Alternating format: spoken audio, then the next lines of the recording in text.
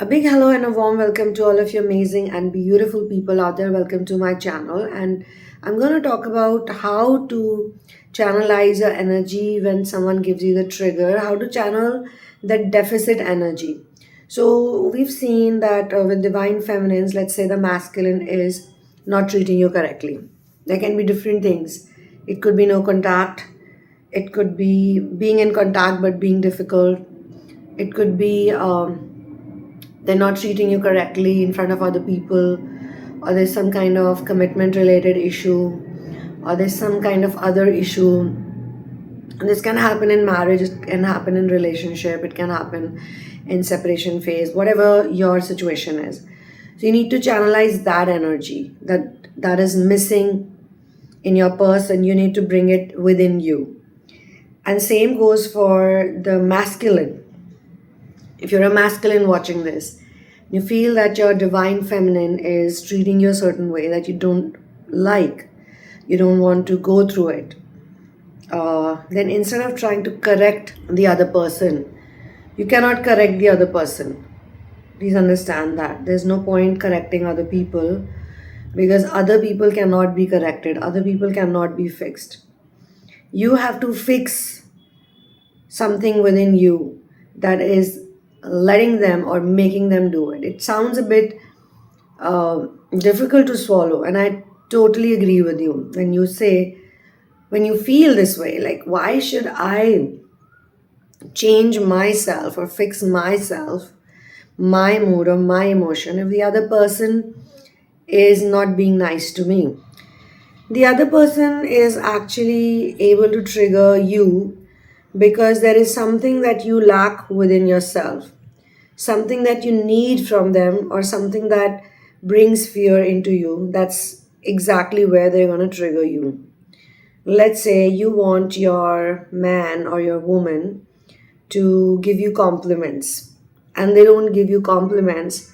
On the other hand, they give someone else compliments in front of you, which makes you feel that they're pretty capable of giving compliments to others, but they're not giving it to you. And on the contrary, they say some mean words to you as well. So not only they're triggering you in one way, but they're triggering you in some multiple ways. This means that you need to fix in your identity something. It's always the identity that creates the personality. If you want something from someone, that's a part of your identity. Or if you do something for someone, that's a part of your identity. Now, you have to channelize that energy wherein you don't care about getting a compliment from another person, in this case, your man or woman. Rather, you feel complimented within yourself. Like you work on yourself in such a way, your inner work has to be so good that you no longer need their compliment. And there are multiple ways of doing it. There are natural ways of doing it, there are some tried and tested formulas of doing it. If you want to work with me one on one, you want to do inner work with me, you want to get into reading with me, then you can check out the description box. It has all the details that can help you reach out to me. But before you reach out to me, please go through the list of therapies and go through the list of readings.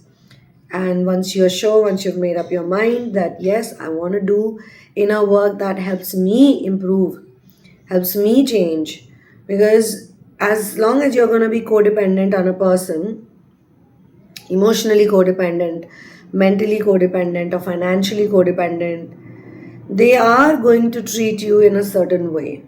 Codependency is an energy that is basically deficit energy. It's energy of lack. Whatever you need in or from another person, that's something that you lack within you. So you need to become a person.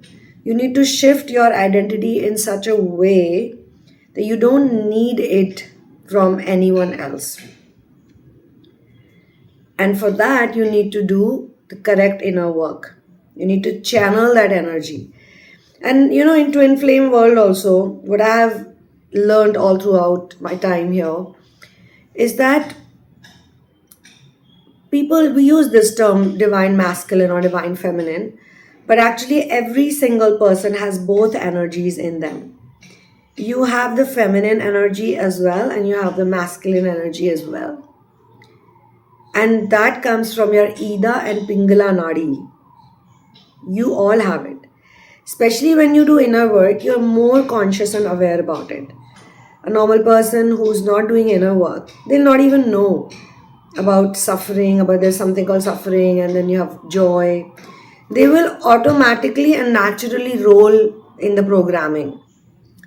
The person who's not awakened yet, the person who's not aware, when they go through challenges or when they go through difficulties, they cannot motivate themselves unless their programming is such.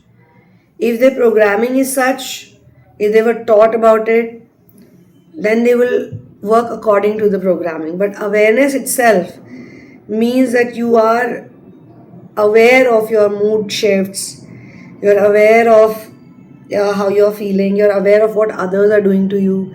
You can pinpoint that this is a trigger or this is a pattern. This is what I'm going through. You can journal, you can write down, you can pray, you can talk about it. But when you're not in awareness, you won't even get to know. And many a times people act in ways that they are usually very helpless and very negative. They cannot think about positive solutions. They cannot be optimistic. They're going to give up or they're going to surrender. Surrendering is not bad, okay, but there is a way of surrender as well. Surrender means to be able to practice being chilled out and focus on what's good, what's better.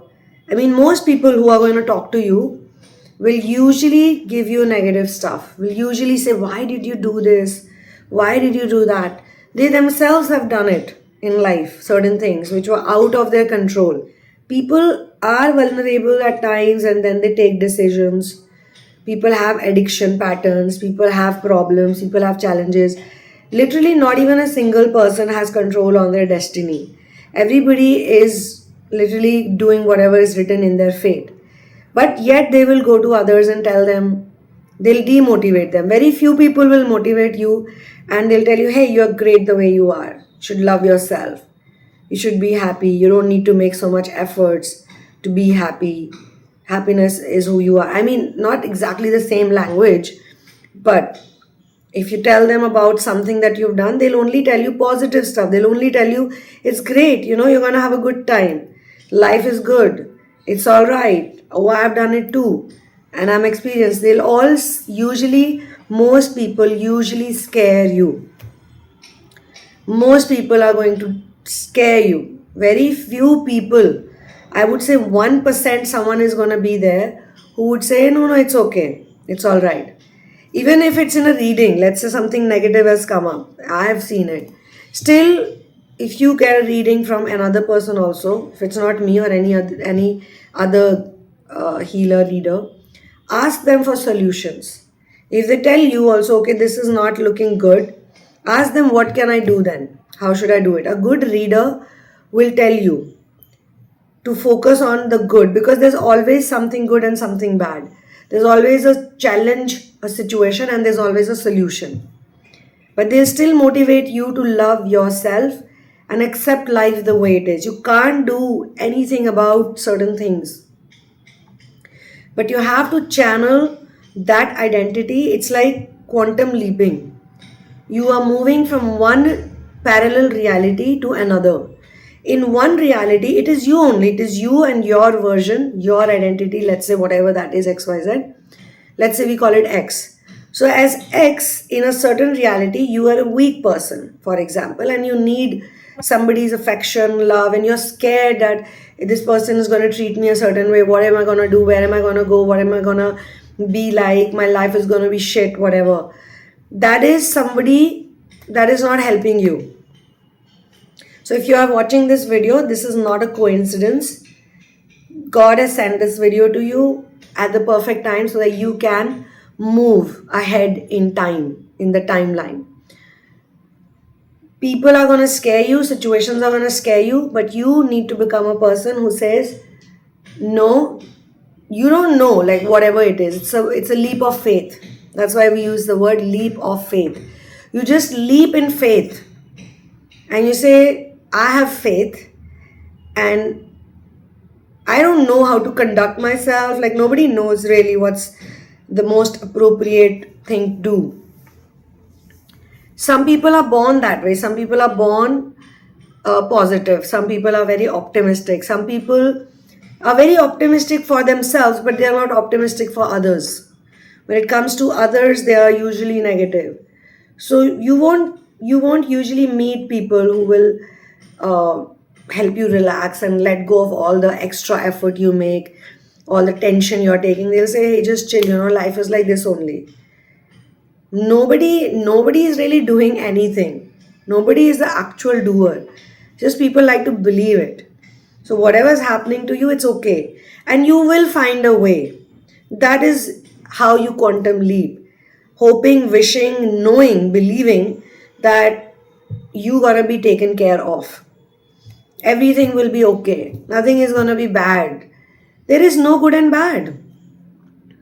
Even if you have a bad day, even if you have a fight with someone, even if you have an argument with someone, choose yourself, choose your peace. Do what makes you peaceful. If you think that picking someone's phone call, talking to someone is going to make your day go bad, then don't. But if you think talking to someone can make you happy, then do it.